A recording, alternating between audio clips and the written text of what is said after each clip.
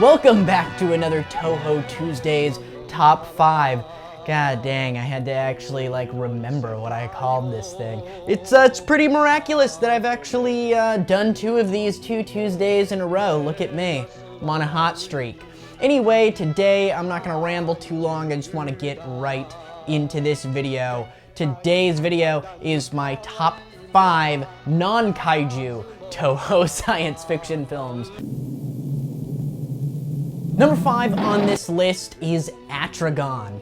Now, not only is Atragon a great older Japanese sci-fi film, but it's Manda's first outing. Yes, I know I said that this was a non-kaiju list, but this doesn't really feel like a kaiju film. I mean, this would be a kaiju Toho sci-fi film in the same way that Gorath would be a kaiju film, or the Mysterians would be a kaiju film. It's not. It features a giant creature in it for a scene or two, but they are not the focus of the story.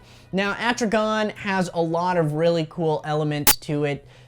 Most specifically, the Gatango, this submarine that one of our main characters pilots, is just an absolute work of art. It's just a genius prop.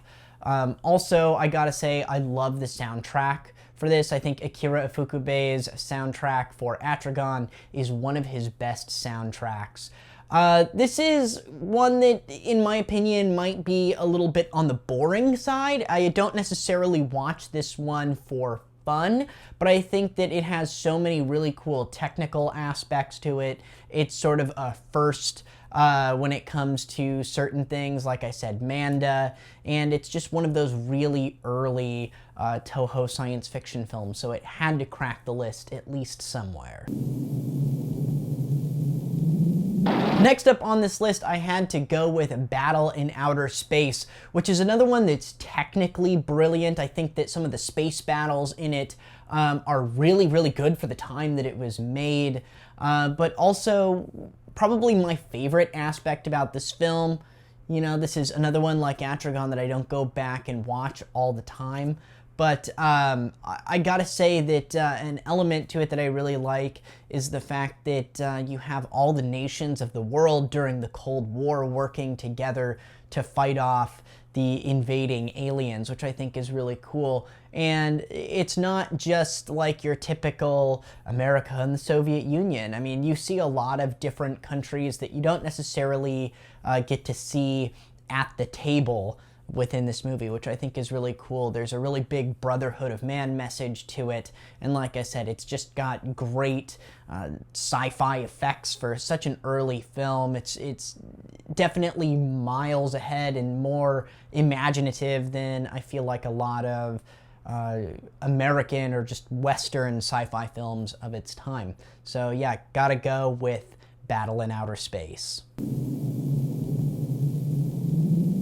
Number 3 on this list, I got to admit, I've never actually seen the Japanese cut to this, and I don't feel like there are a lot of people who have.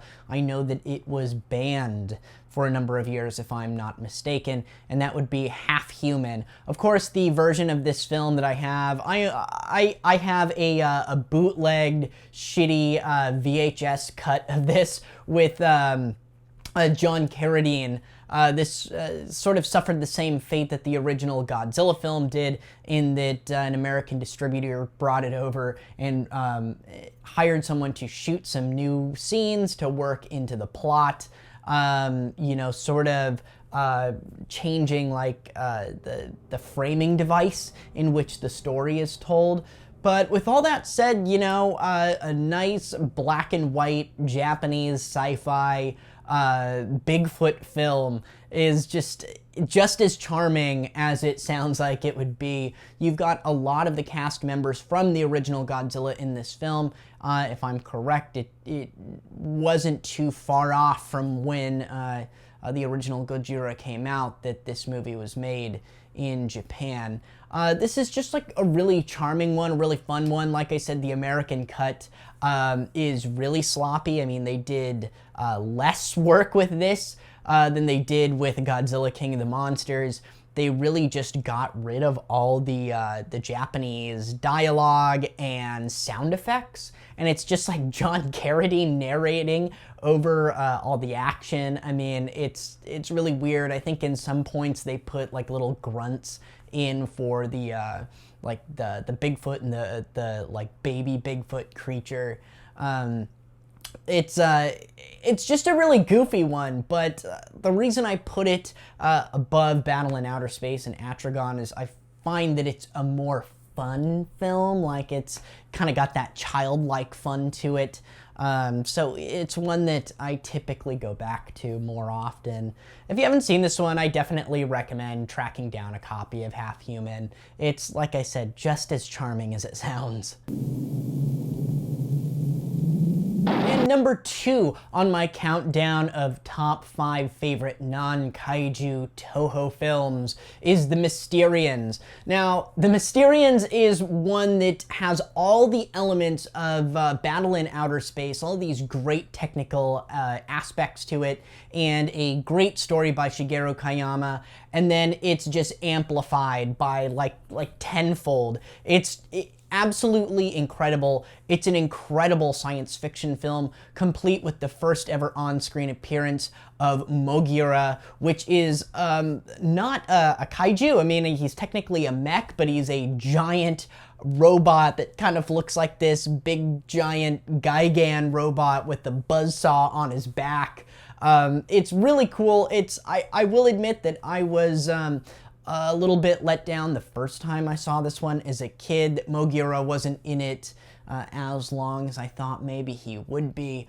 But this just has all those like classic tropes of Toho science fiction, complete with that very classic trope of Ishiro Honda's, where you have a character sacrificing himself, like this self-sacrifice for the good of humanity. Like I said, this is just Battle in Outer Space, but done better. It's really, really good. It's out, I believe, from Tokyo Shock on DVD. I don't know if it's out on Blu-ray, but if you can get yourself a copy of Mysterians, I would highly recommend this one. This is another one with a terrific soundtrack to it. And now we've come to the number 1 spot. My number 1 favorite Toho science fiction film is Catastrophe 1999, or Prophecies of Nostradamus, or Last Days of Planet Earth, depending on which version of the cut you've seen. This was one of my first reference this film episodes that I ever made, back when I was like in front of a black sheet in my garage.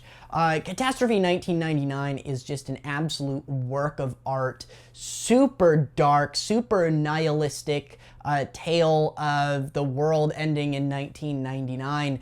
You know, I'll pretty much just echo a lot of the things that I've said in my earlier review of this, in that it's really eerie how many things this movie had predicted. It still feels super relevant, what with, climate change being in the news constantly. And, I don't care which side of the aisle you come from on that. You got to admit that it's pretty crazy that this is this is still within like the public psyche all the time, this idea of climate change and the world ending and polluting the ocean, and drinking water is now like poisoned, and the idea of like society crumbling and people not being able to get along, and all these mass suicides and stuff. It still just feels so relevant. And I think that has to do with the fact that even though he's not credited as such, a lot of people have, I've read a lot of different articles that have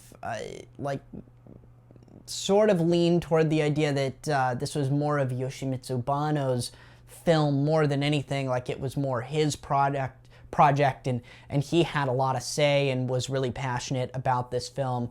And that does make a lot of sense to me, seeing as that he was the director of Godzilla vs. the Smog Monster, Godzilla vs. Hedorah, which is another one that's, got a message to it, and like has more of a pessimistic view on humans and how we're like treating the world, and how we need to think differently and start to act.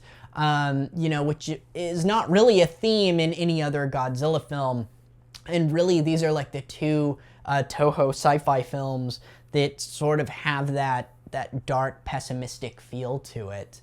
So I tend to think that this probably was more of Yoshimitsu Banno's project, just because he was sort of blacklisted after Godzilla vs. Hedorah, and you know, was still under contract with Toho, but wasn't really, I guess, just they kind of still made him work, but he didn't get any credit for stuff, from what I understand. You know, I have no idea. But this one is just awesome. It's like, for the most part, it feels like a very non-linear storyline. It almost feels documentary-esque at times, where we're jumping around and seeing different events as the world just slowly collapses around us.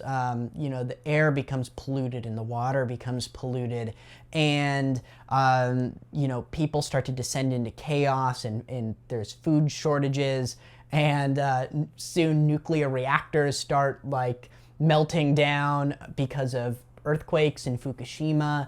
And then you have places like, I believe it's like New Guinea or Madagascar or something, that become like these radiated spots of the earth where like the locals are pretty much turned into zombies, and you have big giant bats flying around, and it's just got all these crazy elements to it. And it, like I said, it's very dark and very pessimistic and nihilistic, and it just like keeps getting worse and worse.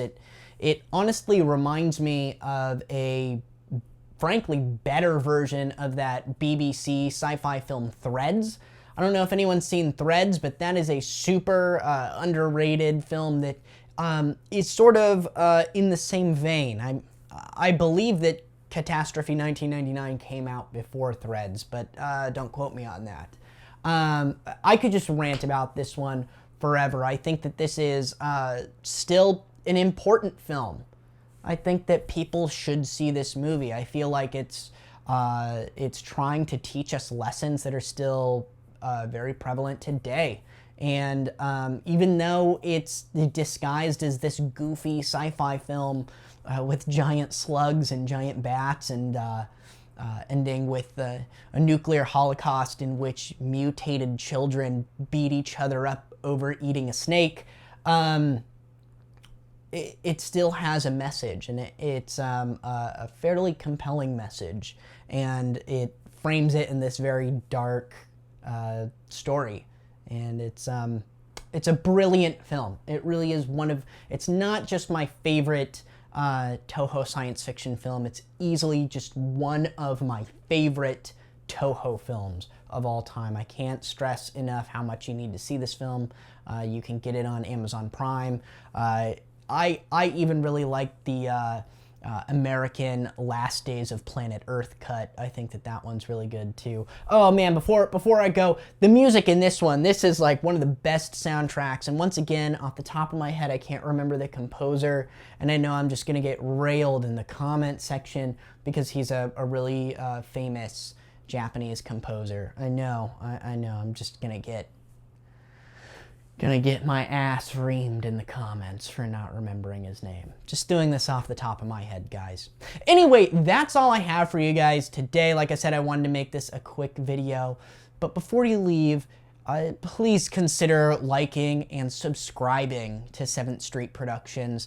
We're so close to 1,000 subscribers. I know it's not that big of a deal, but it's kind of like a milestone for me now. And I'm just like, I just like want to get over that hump just to get, you know, just be like, yeah, I got over 1,000 subscribers. It's like street cred, man. So anything you guys can do to help me out would be super appreciated, you know. And also I have a lot of other cool content. I have short films and feature films that I've directed and edited and wrote that are on this channel. So this is kind of a hub for all things horror, original content, reviews, and goofy top 5 videos. So until next time, guys.